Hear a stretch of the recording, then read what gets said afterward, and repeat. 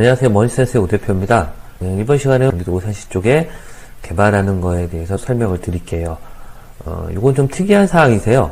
지금 보시면 이 빨간색 선에 한 필지가 있죠. 이 한 필지가 나와 있는 한 필지입니다. 그런데 이 도시계획 도로가 생기면서 이쪽으로 보상을 받게 되는 거죠.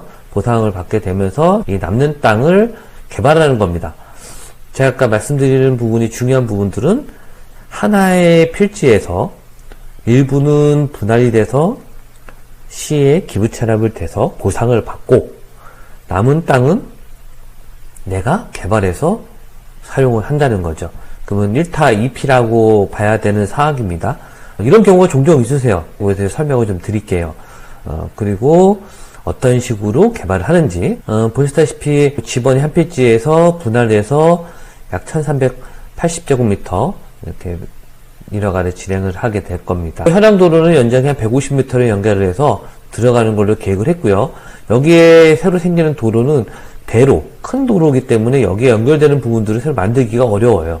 그래서 기존 도로로 허가를 받는 게 훨씬 유리한 사항입니다. 여기서 또 팁을 하나 드리면, 지목이 이제 대지로 바뀌는 과정에서 이종근생 제조업소입니다. 바닥 면적이 500제곱미터 이하의 경우에는 공장이 가능합니다. 그런데 공장이 그 이상이 되는 거면 장이 되고요. 그 이하면 이종근생이 되는 거죠. 그러니까 나중에 혹시라도 여러분들이 이거를 매각을 하거나 했을 때 대지가 된 거랑 또 장이 된 거에 대한 서로 장단점이 있습니다. 그 부분에 대해서는 추후에 다시 한번 말씀을 드리겠지만 활용도가 더 큰 걸로 봤을 때는 대지가 더 좋을 겁니다. 그래서 이 부분에 대해서는 이종근생 제조업소, 공장이라고 하죠. 그런 공장이지만 이종근생이 되는 시설을 설치하는 걸로 보고요. 계획은 건물이 들어서고 주차장부지도 형성을 했고요. 이쪽은 마당부지입니다. 짜투리 부분들은 약간 녹지화 시킨 거고요. 이쪽 도로로 붙여서 올라가는 형상을 표현한 거죠. 이쪽은 이제 사면이 생기는 구간 이렇게 표시가 됐습니다. 간단한 공사 계획을 이해를 하시면 도움이 되실 거예요.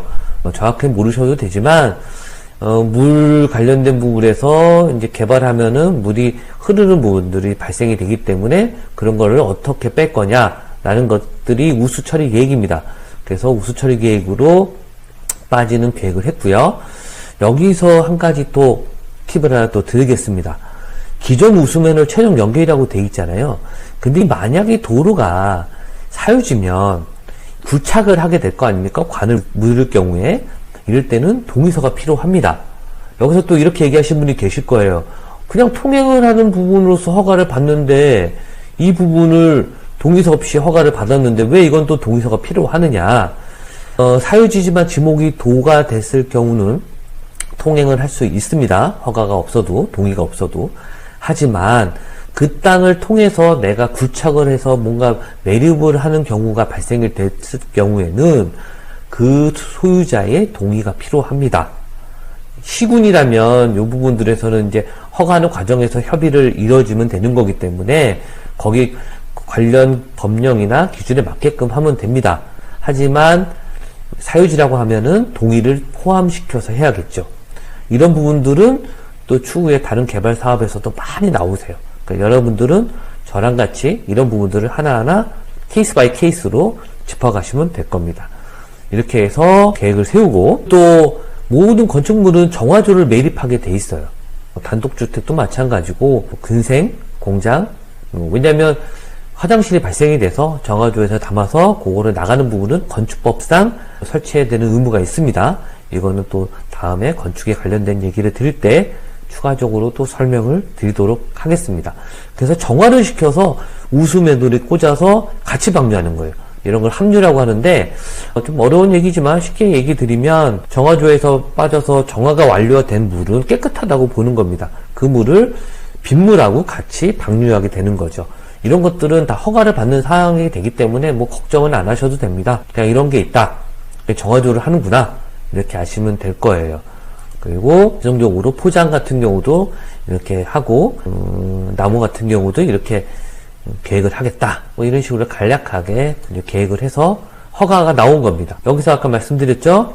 이종 근린생활시설에서 제조업소. 그러니까 이거는 지목이 대지가 되는 겁니다. 장이 아니에요. 그래서 여러분들의 토지의 활용도를 보셔서 공장으로 아예 하시는 경우도 있고, 이렇게 이종근생으로 해서 제조업소로 허가를 받고 대지로 쓰시는 분도 계세요. 그거는 여러분들이 어떻게 분양하고 어떻게 계획을 세워서 수익을 내는 거에 대한 계획에 따라서 다릅니다. 그 부분들은 입지라든지 지역 특정이라든지 이런 것들이 같이 공존되기 때문에 개발의 필수라고 보시면 될 겁니다. 여기에 특징은 아까 처음에 말씀드린 것처럼 이 도시계획도로가 이런 수용이 되는 겁니다. 수용이 돼서 이런 부분에 보상을 받는 부분들, 보상받는 부분으로서 보상도 받고, 그 다음에 내 땅에 대해서 개발도 이루어지고, 그러면 주변 개발에 따라서 집가 상승도 될 수가 있겠죠. 여러 가지 방법론적인 것들은 무궁무진합니다. 그래서 여러분들하고 이런 창의적인 부분들은 계속 계획적으로 진행할 예정이 있습니다. 저번에도 말씀드린 것처럼 여러분이 가지고 계신 토지나 궁금한 토지에 대해서 저희한테 구독, 좋아요 누르시고 메일 주시면 저희가 같이 함께하는 시간을 갖도록 하겠습니다. 많은 지원해 주시고요. 저는 또 다음에 좋은 토지로 또 찾아뵙도록 하겠습니다. 감사합니다.